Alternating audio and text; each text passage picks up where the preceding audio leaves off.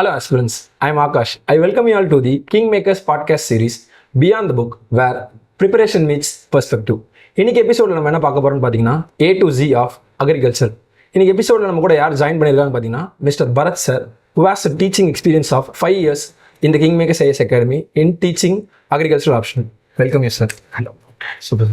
To begin with, first question என்னன்னா, what are all the criteria with which a student can choose any optional sir? Yes கண்டிப்பாக நிறைய experts வந்து அவங்களுடைய ஒப்பீனியனை code பண்ணியிருப்பாங்க. In my perspective choosing ஆப்ஷனில் வந்து 2 முக்கியமான காம்பனண்ட் இருக்குது இல்லையா. ஒன்று வந்து அந்த interest component, the other is quantum of the marks component.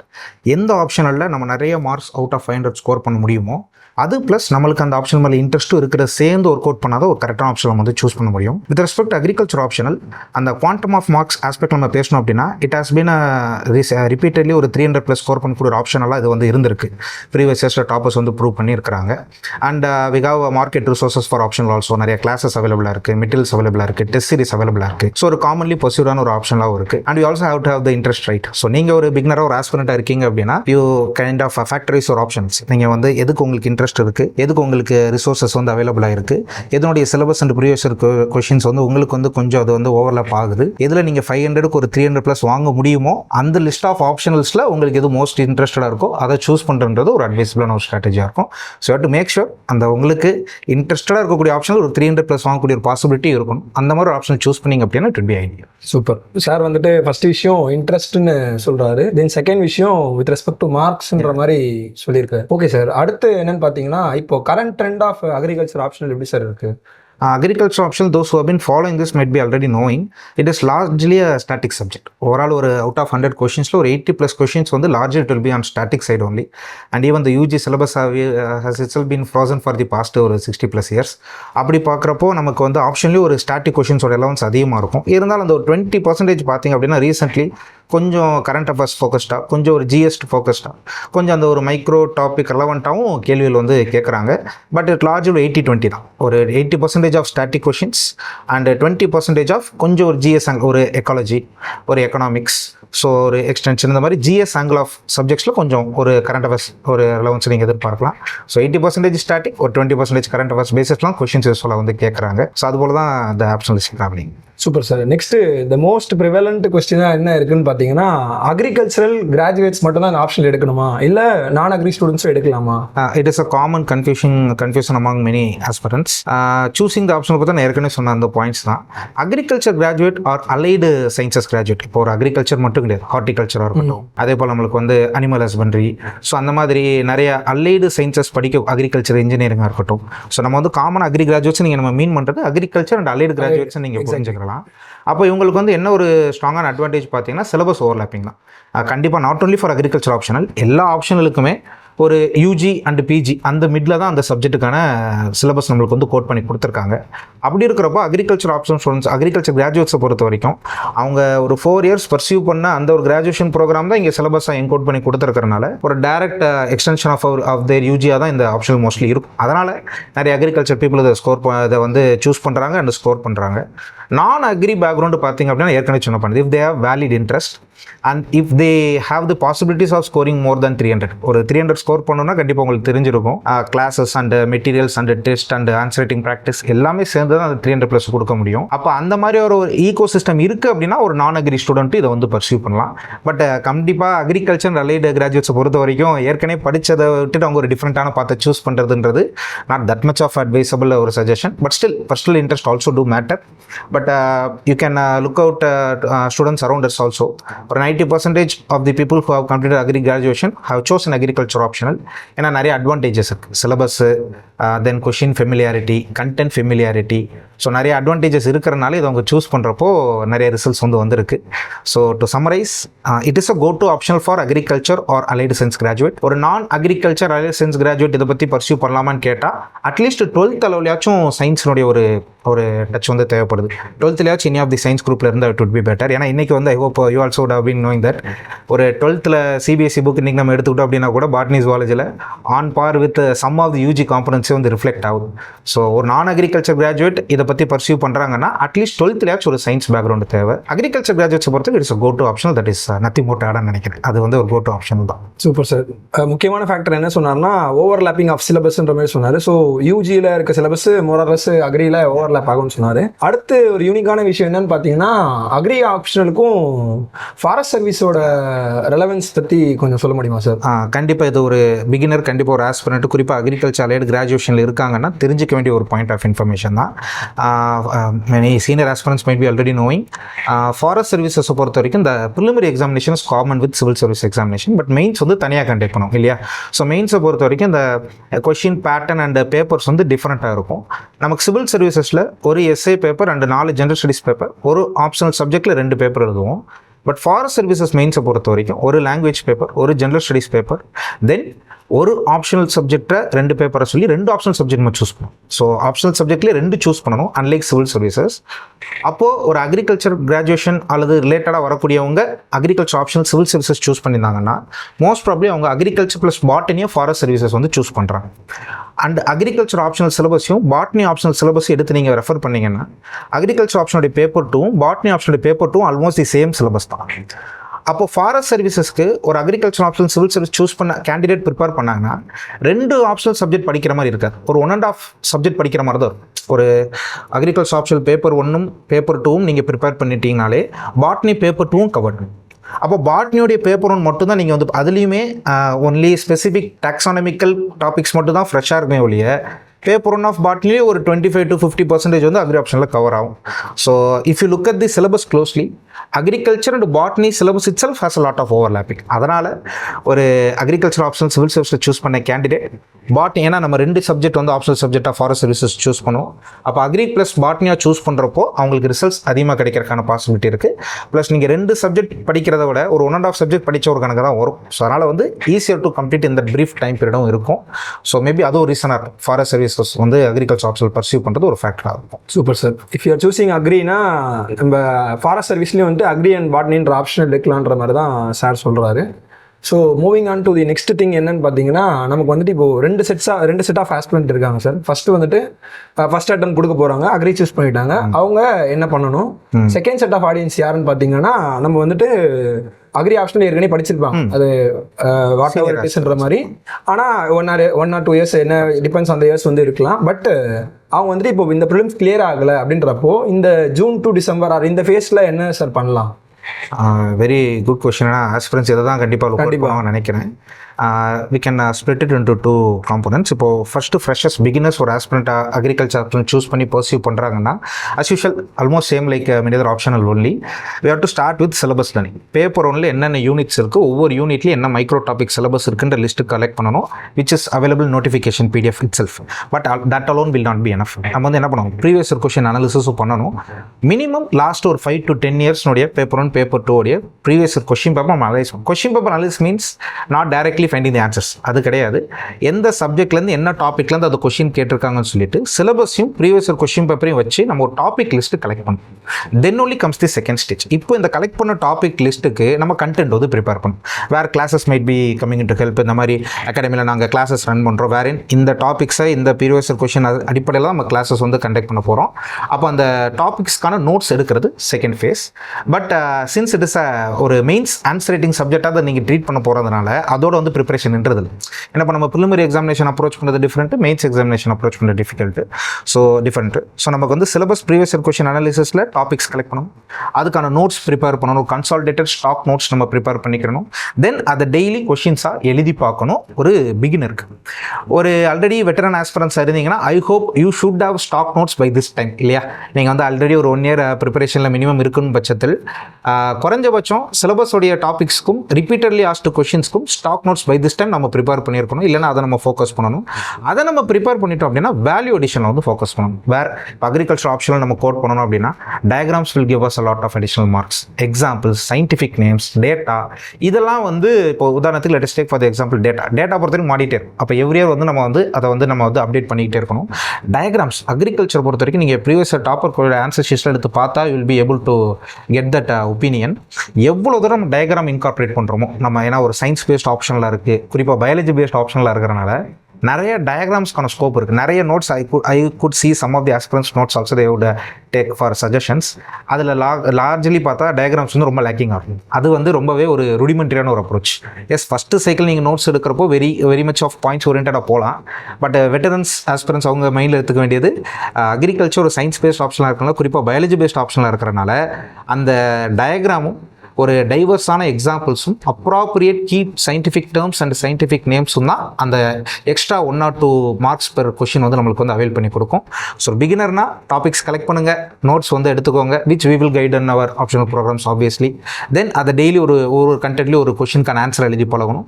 Veterans வந்து you have to focus more on ஒரு ஸ்டாக் நோட்ஸ் ஆல்ரெடி இருக்கணும். அது கூட இந்த மாதிரியான வேல்யூ அடிஷனை அப்டேட் பண்ணி ஒரு year long test series which also we share over here, அதை நீங்கள் எடுத்துக்கிட்டாலுமே கூட it will be guide you in some point of time.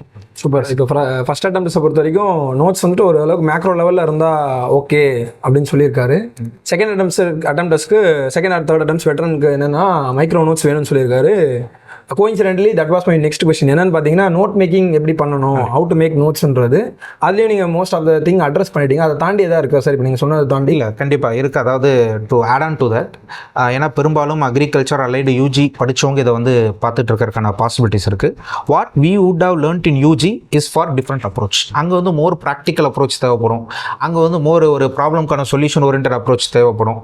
அங்கே வந்து கொஞ்சம் காம்ப்ரிஹென்சிவான அப்ரோச் தான் தேவைப்படும் டாபிக் வைஸ். ஆனால் இங்கே வந்து யூபிஎஸ்சி ஆப்ஷனலுக்கு இதை நம்ம ப்ரிப்பேர் பண்ணுறதுனால கொஞ்சம் format of the note making வந்து நம்ம சேஞ்ச் பண்ணணும். இப்போ any topic a in agriculture if you choose அப்படின்னா அதுக்கான ஒரு ப்ராப்பர் டெஃபினிஷன் இருக்கும்.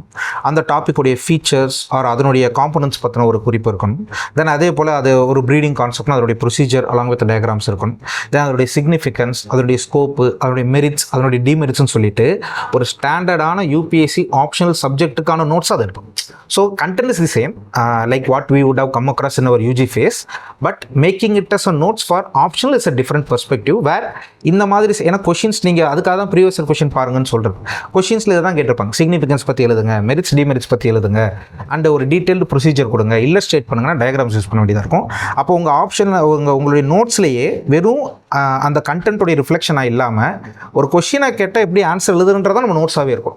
So we have to break down the topic into these side headings and take notes appropriately. அப்படி எடுத்தால் கொஞ்சம் நமக்கு வந்து ரிவிஷன் அப்போ ஈஸியாக இருக்கும். நம்ம படிக்கிற இதே நோட்ஸை அப்படியே நம்ம எக்ஸாமில் போய் ரிஃப்ளெக்ட் பண்ணிட்டு வந்துடலாம். ஸோ நோட் மேக்கிங்லேயே அந்த ஒரு பெர்ஸ்பெக்டிவ் நம்ம ஆட் பண்ணி இதை வந்து நம்ம யூபிஎஸ்சிக்கான ஒரு ஆன்சராக படிக்கணும். அப்போ அது எப்படி நம்ம எழுதணுன்றது நம்ம நோட்ஸ்லேயே அது வந்து அப்படி இருக்கும். Super sir. நெக்ஸ்ட் என்னன்னு பார்த்தீங்கன்னா ஹவு டு ஹேண்டில் பிஒய்க்யூஸ். இந்த பிஒய்க்யூஸ் எப்படி சார் ஹேண்டில் பண்ணுறது with respect to agriculture option? And like said earlier, more than 80% of the topics are static and repeated questions agriculture option ரொம்ப அதிகம். நீங்கள் அதை ஒரு 5 to 10 years of question paper எடுத்து பார்த்தாலே தெரியும். Like I said earlier, we have to start with the topics collection. என்னென்ன டாப்பிக்கில் இருந்தாலும் கொஷின் வந்துருக்கு. ரெண்டாவது என்னென்ன கொஷினில் ரிப்பீட் ஆயிருக்கு. ஏன்னா to be frank, if you look at the past 10 years of question paper, இந்த ஒரு சென்சிபிலிட்டி உங்களுக்கு வந்து வந்துடும், இந்த கொஷினில் ரிப்பீட் ஆகிட்டே வருதுன்னு சொல்லிட்டு. அப்போது ரிப்பீட் ஆகக்கூடிய கொஷின்ஸ்க்கு நம்ம ஸ்டாக் நோட்ஸ் ஆப்வியஸ்லி ப்ரிப்பேர் பண்ணிடணும். தென் அதே போல் நம்மளுக்கு வந்து டாபிக்ஸ், இப்போ ஒரு டாப்பிக்கில் ஒரு கொஷின் கேட்டிருக்கலாம், அதே டாப்பிக்கில் இன்னொரு கொஷின் கேட்கறதுக்கான பாசிபிலிட்டி இருக்கலாம்.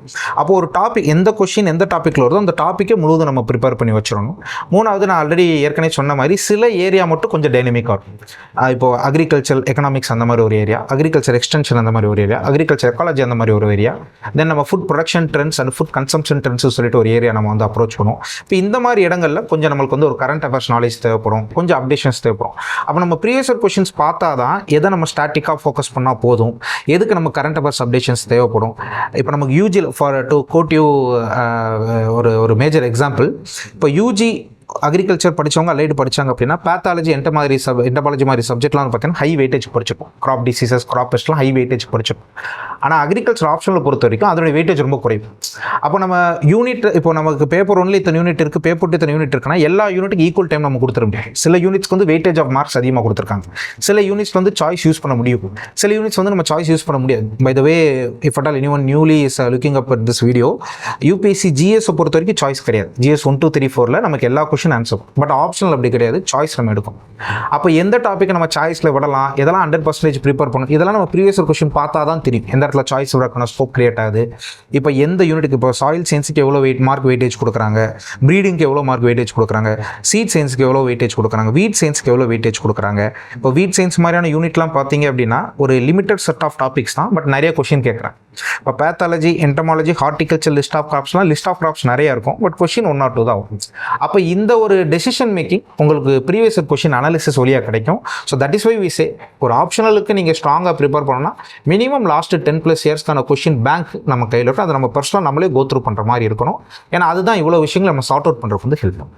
Super sir. இப்போ நெக்ஸ்ட் விஷயம் என்னன்னு பார்த்தீங்கன்னா, ஆப்ஷனலை பொறுத்த வரைக்கும் ஆன்சர் ரைட்டிங்கிறது ஒரு முக்கியமான பார்ட். ஸோ அதை ஸ்டார்ட் பண்ணுறப்ப எப்படி இருக்கும், இல்லை ஆன்சர் ரைட்டிங்கில் நம்ம எதை ஃபோக்கஸ் பண்ணணும் அந்த மாதிரி? கண்டிப்பாக அது ஒரு ஒரு ஒரு ப்ராக்டிக்கலான ஒரு டவுட் அது. இப்போ நம்ம அக்ரிகல்ச்சர் வந்து நான் ஏற்கனவே சொன்ன மாதிரி ஒரு சயின்ஸ் அண்ட் பயாலஜி பேஸ்ட் ஆப்ஷனலாக இருக்கிறனால examiner certain things they look forward. இப்போ வந்து சயின்டிஃபிக் நேம் அப்ரோப்ரியேட்டாக இருக்கணும், சயின்டிஃபிக் கீ டேர்ம்ஸ் வந்து அப்ரோப்ரியேட்டாக வந்து யூஸ் பண்ணணும். ரெண்டாவது அந்த கண்டென்சேஷன் ஆஃப் தி இன்ஃபர்மேஷன் தான் ரொம்பவே சேலஞ்சிங்காக இருக்கும். Beat GS or beat optional also. உதாரணத்துக்கு நமக்கு ஜிஎஸ்ல வந்து 10 மார்க்ஸ்க்கு 2 pages எழுதணும், 15 மார்க்ஸ்க்கு வந்து 3 pages எழுதணும். இப்போ லாஸ்ட் 5+ இயர்ஸாக அக்ரிகல்ச்சர் ஆப்ஷனில் 20 மார்க்ஸ்க்கே வந்து 3 pages தான் வந்து கொடுக்குறோம். அப்போ நமக்கு ஒரு 20 மார்க்ன்றப்போ டீட்டெயிலான ஒரு கண்டென்ட்டாக இருக்கும். We have to condense in that 3 pagesல நம்ம மேக்ஸிமம் ஒரு 20 பாயிண்ட்ஸ்க்குள்ள வந்து நம்ம வந்து லிமிட் பண்ணுவோம். அப்போ நீங்கள் ஒரு பெரிய கண்டென்ட்டை ஒரு சின்ன ஒரு ஸ்கோப்புக்குள்ள நம்ம வந்து ஆன்சர் கிரியேட் பண்ணணும். நிறைய ப்ராக்டிஸ் பண்ணணும், எதை எழுதணும், எதை விடணும். தென் வந்து டைம் மேனேஜ்மெண்ட்னு ஒரு இம்பார்ட்டன்ட் ஒரு ஏரியா. நம்ம அங்கே உட்காந்து பாயிண்ட்டை யோசிச்சுட்டு இருக்க முடியாது. அங்கே வந்து பேசிக்கலி ஆர்டிகுலேஷன் ஆஃப் பாயிண்ட்ஸ் படிச்சதை சேனலைஸ் பண்ணி கண்டென்ட்டாக எழுதணும். அவ்வளோதான் நம்மளுக்கு வந்து டைம் கிடைக்கும். அப்போ இது நான் சொன்ன இந்த எல்லா ப்ராசஸையும் ப்ராக்டிஸ் இருந்தால் மட்டும்தான் அந்த இடத்துல நம்ம வந்து கொண்டு வர முடியும். So daily we have to write practicing answers. நம்ம ஆன்சர்லேயே ஒரு இன்ட்ரோடக்ஷன் எப்படி ப்ராப்பராக ஃப்ரேம் பண்ணணும், பாடி பார்ட்ஸ்க்கு சைட் ஹெட்டிங் நம்ம எப்படி வந்து நம்ம வந்து கொண்டு வரணும், தென் வந்து பாயிண்ட் ஃபார்மில் எழுதணுமா, ஃப்ளோ சார்ட் ஃபார்மில் எழுதணுமா, மைண்ட் மேப் ஃபார்மில் எழுதணுமா, டயக்ராம்ஸ்க்கு எவ்வளோ இடம் கொடுக்கணும். நம்ம பாட்டுக்கு டயக்ராம் போகிறோம்னு சொல்லிட்டு ஆஃப் தி பேஜ் டயக்ராம் போட்ட முடியாது. அப்போ நம்மளுக்கு பாயிண்ட்ஸ் தெரியலன்ற ஒரு இம்ப்ரெஷன் வந்து கிரியேட் ஆகும். அப்போ டயக்ராமுக்கு எவ்வளோ ஒரு ஸ்கோப் வந்து எவ்வளோ ஒரு ஏரியா வந்து நம்ம வந்து ஆன்சர் சைடில் அலோகேட் பண்ணணும். ஸோ அந்த மாதிரி ஆன்சர் ரைட்டிங்கில் கண்டென்ட் பில்டிங் ஸ்டேஜ் இருக்குது, ஆன்சர் ஸ்ட்ரக்சரிங் ஸ்டேஜ் இருக்குது, டைம் மேனேஜ்மெண்ட் ஸ்டேஜ் இருக்குது. ஸோ இப்போ ஒரு பிகினராக இருந்தீங்கன்னா கண்டிப்பாக you have to focus on content building stage. எப்போ அப்ரோப்ரியேட்டாக என்ன கண்டென்ட் நம்ம ரெலவென்ட் கண்டென்ட் எழுதலாம். ரெண்டாவது ஸ்டேஜ் வந்து ஆன்சர் ஸ்ட்ரக்சரிங், எப்படி ப்ராப்பரான ஒரு அக்யூரேட்டான இன்ட்ரடக்ஷன் வந்து எக்ஸாமினர் இம்ப்ரெஸ் பண்ணுற மாதிரி நம்ம கிரியேட் பண்ணுறது. சைட் ஹெட்டிங்லேயே பாதி பாயிண்ட் கன்வே பண்ணிடும். அந்த மாதிரி சைட் ஹெட்டிங் எப்படி நம்ம போடுறது, கீவேர்டு எப்படி மிஸ் பண்ணாமல் எழுதுறது, தென் அதே போல் டயக்ராம்ஸ் எப்படி இன்கார்பரேட் பண்ணுறது. இது வந்து ஆன்சர் ஸ்ட்ரக்சரிங் பார்ட்டில். Then comes the time management. Time management பொறுத்த வரைக்கும் ஜிஎஸ் மாதிரி அக்ரிகல்ச்சர் ஆப்ஷனல் கொஞ்சம் சேலஞ்சிங் ஆஃப் டைமாக இருக்கும், எஸ்பெஷலி பேப்பர் 2ல one would have ample time for completing the paper. Paper ஒன்று நிறைய ஜென்ரல் டாபிக்ஸ் லைக் எக்காலஜி, எக்கனாமிக்ஸில் வரனால கொஞ்சம் டைமுக்கு வந்து ரன்னிங்காக இருக்கிற மாதிரி இருக்கும்.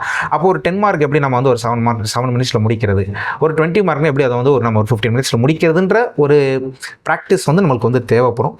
ஸோ டெய்லி நம்ம படித்த கண்டென்ட்டை ஒரு கொஷினாக எழுதி யார்கிட்டயாச்சும் ஒரு மென்டார்ஸ் அதை எவாலுவேட் பண்ணி வாங்கிக்கிறதுன்றது எக்ஸாமில் அந்த ப்ராக்டிக்கல் டிஃபிகல்ட்டி நம்மளுக்கு வந்து அவாய்ட் பண்ணும். So answer writing is a must. So அதனால் வந்து டெய்லி அதை ப்ரிப்பேர் பண்ணுறதா ஒரு ஐடியான வேலை. Super sir. இப்போ டாப்பர் காப்பீஸ் நம்ம பேசணும். இப்போ அந்த டாப்பர் காப்பீஸ்ல நம்ம என்ன பார்க்கணும், அதுலேருந்து என்ன நம்ம இன்கார்பரேட் பண்ணி வச்சுக்கணும் ப்ரிப்பரேஷனுக்கு? ஆக்சுவலி ஒரு ஒரு ஒரு ஆஸ்பிரண்ட்டுக்கு ஆன்சர் ரைட்டிங்க்கு ஒரு பெஸ்ட்டான கைடன்ஸ்ன்றது டாப்பர்ஸோடைய answer copies which is popularly available in the internet தான். பட் என்ன ஒரு விஷயம் அப்படின்னா contents could not be replicated. இப்போ அவங்க எழுதின அந்த கொஸ்டினுக்கான ஆன்சர் அந்த கொஸ்டினுக்கு தான் அது வந்து சூட்டபிளாக இருக்கும். அப்போது அங்கே நம்ம எடுத்துக்க வேண்டியது அந்த ஒரு ஸ்டைல் ஆஃப் ஆன்சரிங்னு சொல்லுவோம் இல்லையா, இன்ட்ரடக்ஷன் எப்படி ஒரு இம்ப்ரெசிவான இன்ட்ரடக்ஷனை கிரியேட் பண்ணுறாங்க, அதுக்கு என்ன சாய்ஸ். இப்போ உதாரணத்துக்கு ஜிஎஸ் நம்ம எடுத்துக்கிட்டோம் அப்படின்னா you can write anything for introduction, like ஒரு டெஃபினேஷன் ஆர் எக்ஸ்பிளேஷன் எழுதலாம், context of the question address பண்ணலாம், எனி ஸ்ட்ரைக்கிங்கான ஒரு டேட்டா பாயிண்ட்டை போட்டு எக்ஸாமில் இம்ப்ரெஸ் பண்ணுற மாதிரி இன்ட்ரடக்ஷன் கிரியேட் பண்ணலாம். But when it comes to agriculture optional kind of papers நமக்கு 90% ஆஃப் தி ஆன்சர்ஸ் வந்து ப்ரிடாமினெண்ட்டாக டெஃபினேஷன் ஆர் எக்ஸ்பிளேஷனில் ஸ்டார்ட் பண்ணுற மாதிரி தான் இருக்கும். ஆனால் அதையே எவ்வளோ தூரம் எங்கேஜிங்காக நம்ம வந்து ஒரு ஸ்டார்ட் வந்து கொடுக்குறது, அந்த மாதிரி ஸ்டைல், ஒரு சாய்ஸ் ஆஃப் வேர்ட்ஸ், தென் நான் ஏற்கனவே சொன்ன மாதிரி ஃப்ளோ சார்ட்ஸ் எப்படி ஒரு இன்னோவேட்டிவாக யூஸ் பண்ணியிருக்காங்க. இப்போது டிஃபரன்ஷியேட் கொஷின்ஸ் நிறையா வரும். அப்போ டேபுலர் காலம்லாம் ரொம்ப ஒரு ஒரு ஒரு ஒரு ஃபிஃப்த் ஸ்டாண்டர்டிஷ் டேபுலர் காலமாக இல்லாமல் எப்படி கொஞ்சம் ஒரு ஒரு ஒரு ஒரு ஆர்என்டி டேபுலர் காலம் மாதிரி அதை எப்படி கொண்டு வருது, இந்த மாதிரி ஸ்டைல் ஆஃப் ஆன்சர் ரைட்டிங்கிறத நம்ம டாப்பரோட ஆன்சர் ஷீட்ஸ் வந்து நிறையவே கற்றுக்கலாம். குறிப்பாக சயின்ஸ் பேஸ்ட் ஆப்ஷனாக இருக்காங்க. கன்க்ளூஷன் பார்ட்ன்றது கொஞ்சம் டிஃபிகல்ட் டு பிரிங்னு இருக்கும். ஏன்னா நீங்கள் ஜென்ரலாக எதுவுமே கொடுத்துருங்க, அந்த இடத்துல கன்க்ளூஷனாக அங்கேயே ஒரு சயின்டிஃபிக்கான ஒரு எலமெண்ட் வந்து ஆட் பண்ண வேண்டியது. அப்போ எப்படி வந்து கன்க்ளூஷன், இப்போ ஒரு சயின்டிஃபிக் கொஷின்ஸ்க்கு எப்படி நம்ம கன்க்ளூஷன் எழுதுறது அப்படின்ற மாதிரி விஷயங்கள்லாம் நம்ம வந்து டாப்பர்ஸோட ஆன்சர் ஷீட் பார்த்து கற்றுக்க முடியும்.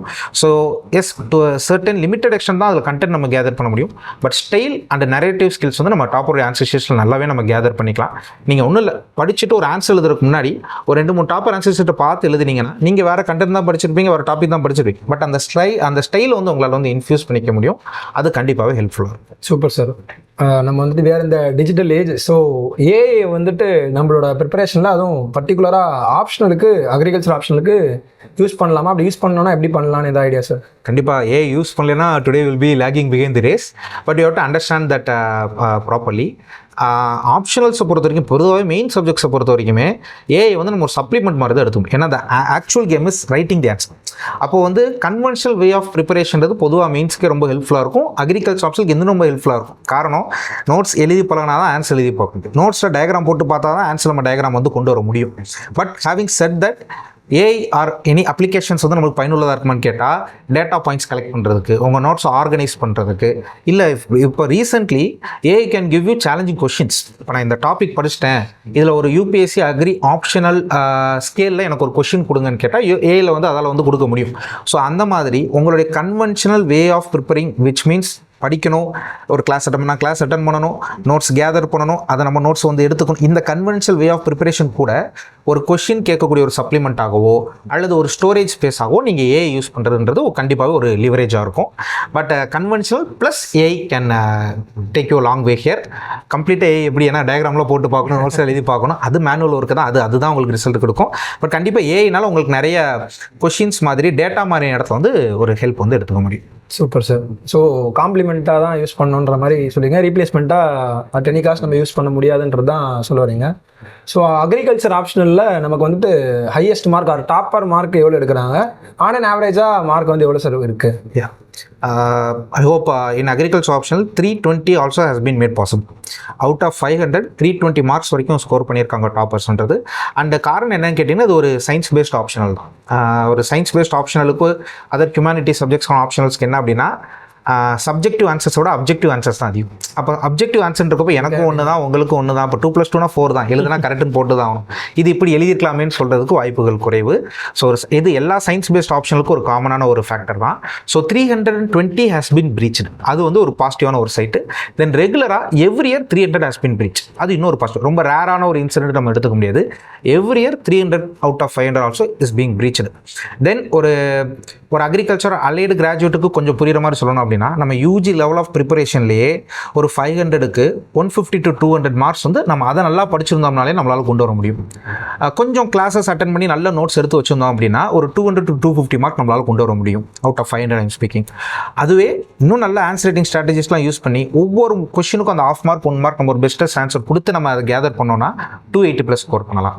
அந்த டயக்ராம் நான் இப்போ மேலே சொன்ன மாதிரி டயக்ராம்ஸ் ப்ராப்பராக போட்டு, கீவேர்ட்ஸ் ப்ராப்பராக எழுதி, எக்ஸாம்பிள்ஸ் ப்ராப்பராக கொடுத்து, டேட்டா ப்ராப்பராக கொடுத்து, அந்தந்த கொஸ்டினுக்கு என்ன நீடோ அதை கரெக்டாக அட்ரஸ் பண்ணி எழுதணும் அப்படின்னா 300+ன்றது ரெகுலராகவே நமக்கு ஃப்ரீக்வெண்ட்டாகவே ப்ரீச் பண்ணிட்டு தான் இருக்கிறாங்க. ஸோ கண்டிப்பாக உங்களுக்கு தெரியும்னு நினைக்கிறேன். ஒரு 300+ நம்ம ஆப்ஷனில் ஸ்கோர் பண்ணுறப்போ ஒரு ஆல் இந்தியா ரேங்கே டாப் 50 நம்ம வந்து கொண்டு வரதுக்கான பாசிபிலிட்டிஸ் நம்ம வந்து அதிகப்படுத்திக்க முடியும். ஸோ இந்த கேஸ் அக்ரிகல்ச்சர் ஆப்ஷனில் வந்து 300 have been frequently breached.